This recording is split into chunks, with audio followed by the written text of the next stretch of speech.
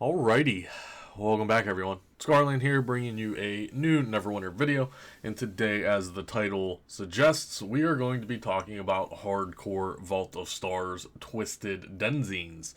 So, this blog was just published today. As of filming this video, today is June 15th, 2021, and we have some interesting tidbits of information. So let's go through the article, and then let's have a discussion about this.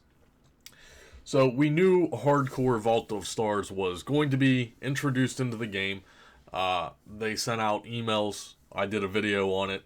So let's just take a look here. So you think you've mastered Vault of Stars and are looking for another challenge. On June 22nd, Hardcore mode unlocks on PC. So keep in mind this is PC only at the end of this month, June 22nd, next week.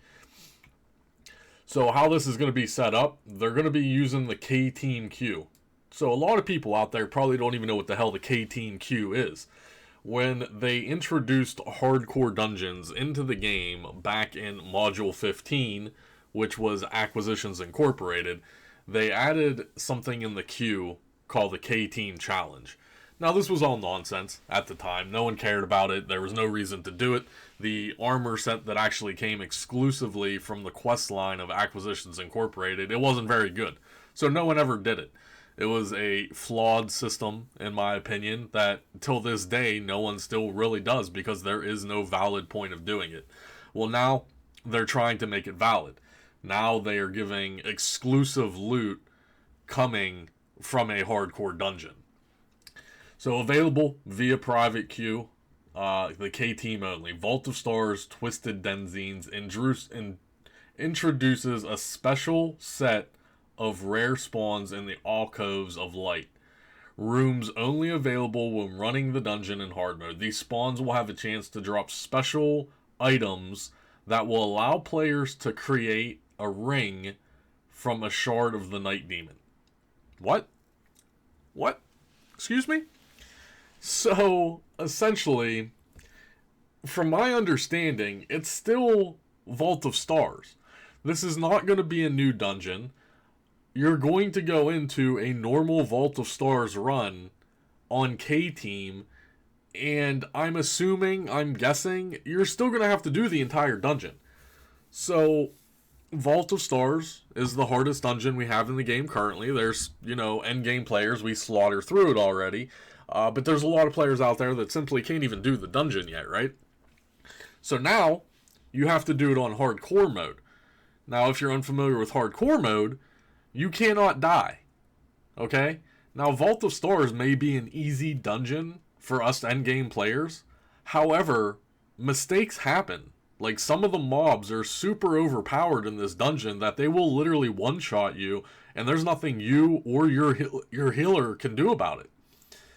So, now, on hardcore, if you die, you lose. You have to do the whole dungeon over again. You have to start over. There's no tricks, there's no tips. I mean, if you die, it's over. So if one of these little asshole mobs that are super OP, that can hit you for like 900k instantly, happen to get you, guess what, folks? That's game over. So, in my opinion, they need to really do a thorough rebalance of Vault of Stars and take a look at some of the mechanics and the mobs. Now, mistakes happen. Silly mistakes happen. Even us veteran players, we make silly mistakes. So if that happens and you die and if you wipe the whole group and you have to do it all over again, then you have to do it all over again. I mean, even on the second boss, the ice boss, mistakes happen, right?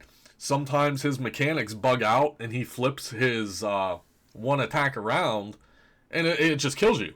Right? It's nobody's fault. It's the game's fault. Like, you'll just be standing there, you'll move out of the red, all of a sudden he turns around, flips around, everybody's dead. So that's not very fair, right? Especially if it's not the player's fault and it's the game's fault. So, this is going to be a complete shit show, in my opinion. Because like I said, even us endgame veteran players, we still periodically die in here. Look at the last boss alone. It's very hard to do a flawless run of Vault of Stars. So, to my knowledge, nothing else changes with the enemies. They don't increase in difficulty or anything. The only stipulation of hardcore is you cannot die. So, like I said, this is even going to be a challenge for people that have mastered this dungeon. Now, there are a group out there. There's plenty of groups out there, you know, even myself included. We can do flawless runs of this, but everyone has to be paying attention. It has to go smoothly. And like I said, there's still that possibility of that one random trash mob just one-shotting you, especially in the maze phase. The maze phase is the most difficult part of this dungeon. It's not even the bosses. The maze phase is the one that has all those little mobs that just eat your ass. Okay? They come out of nowhere. If you somehow get aggro on them, they just one-shot you. And there's nothing you can do about it. So this, like I said, is, if anything, it's going to frustrate a lot of players for the sheer fact that if you are going through this dungeon and you get up to a certain point in the dungeon and then you get screwed, you just lost all that time in progression and now you have to start all over again.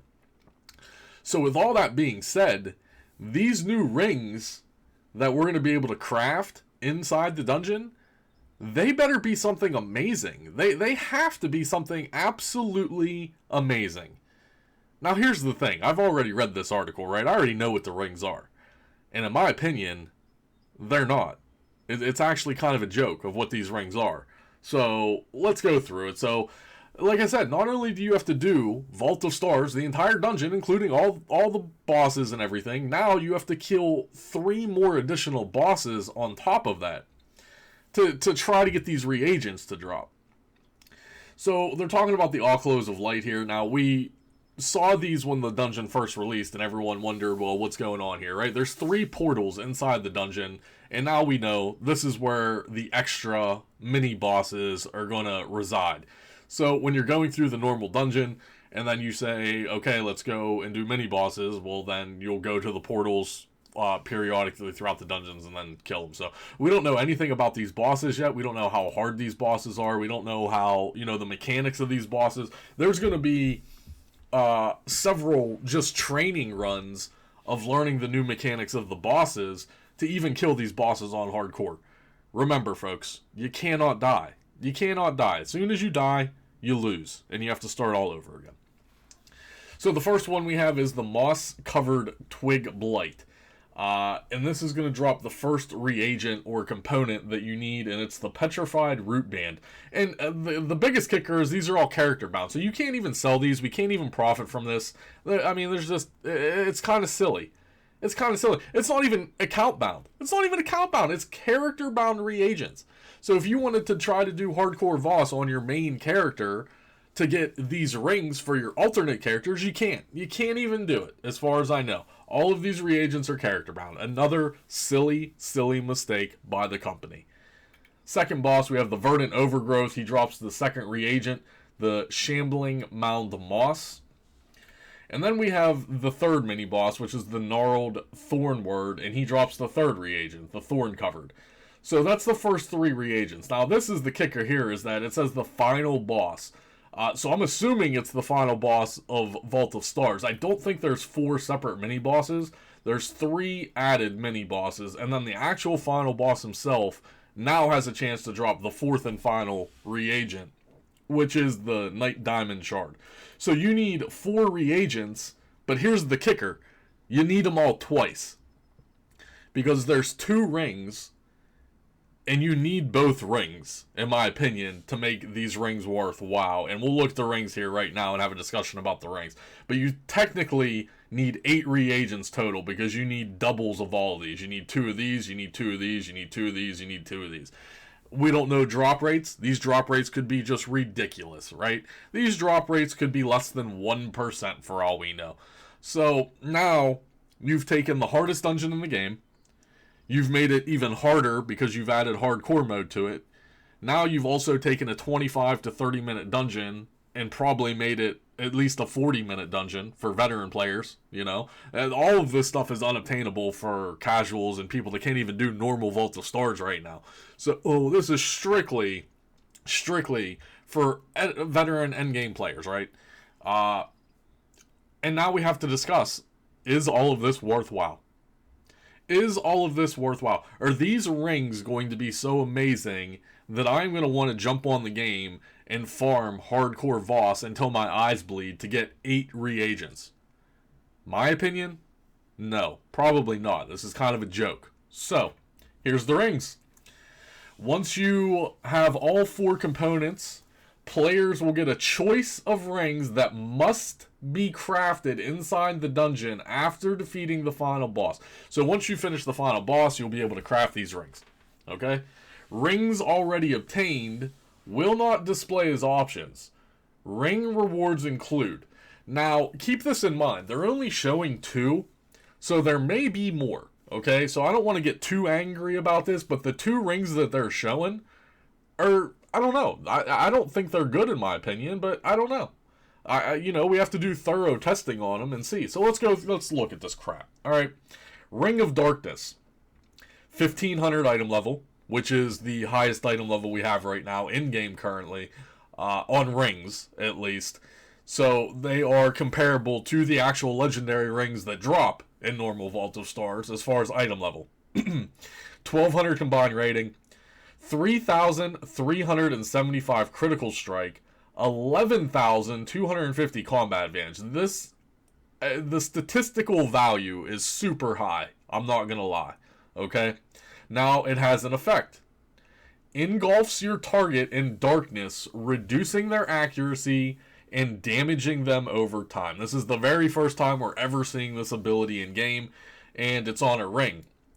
So, reducing the accuracy is irrelevant. No one gives a shit about that. The damage over time is the interesting part. How much damage over time is this ring going to produce? Is this ring going to be best in slot? Is this ring going to rival the normal rings in Vault of Stars? Am I going to give up my 3% range damage or my 5% power, 2.5% accuracy, or whatever ring that's best in slot that you're currently using right now? Are you going to replace that ring with this? Because you have to have the other one. And this is the very first time we're seeing this, folks. This ring is actually a 2-part set. So you have to have the Ring of Darkness, you have to have the Band of Air to get the full effect. So if we look at the Band of Air, it empowers your weapon with the force of air, doing additional damage each time you attack. Again, how much damage is going to be accumulated from this ring? Is it going to be best in slot? Is it going to be enough damage to rival the rings we have? The statistics are the same.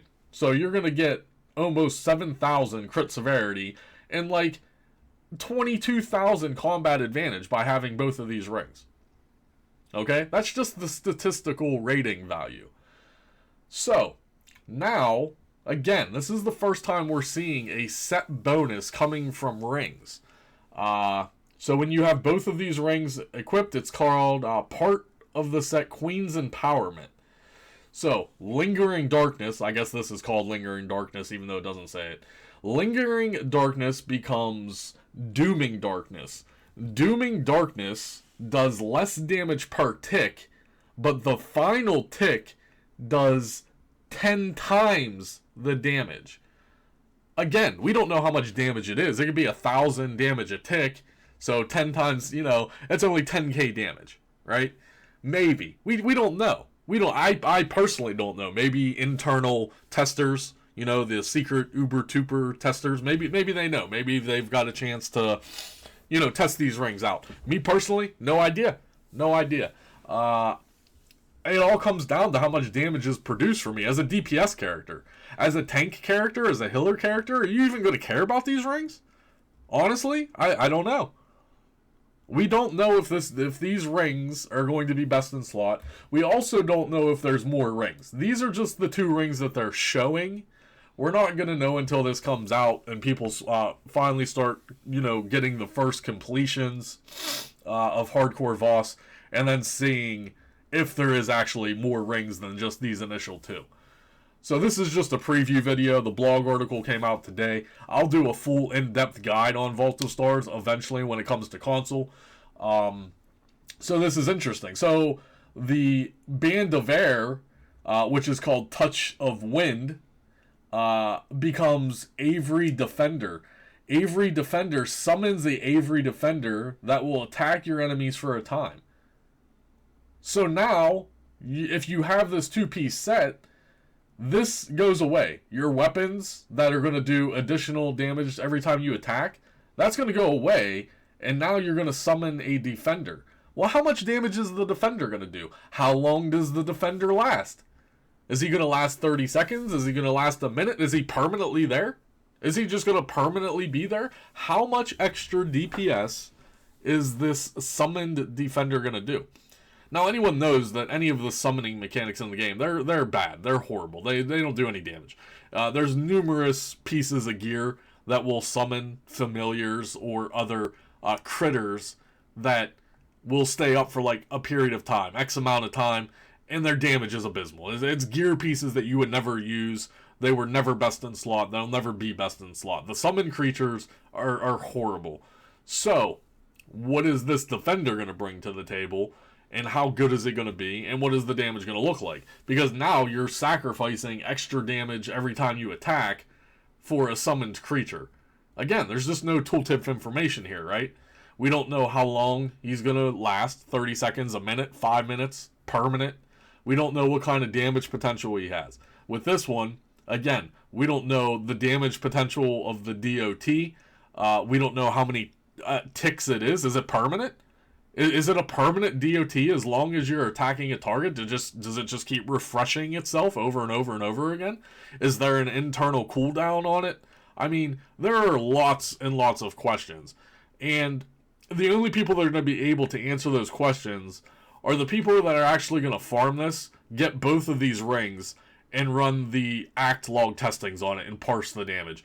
So I'm hoping my big boys out there, my PC players, Raynor, Northside, even Aragon maybe, I don't know. I hope they are able to obtain these rings, and I'm hoping they're able to do the parsing and the testing, because unfortunately on console, we're not getting it until July 20th.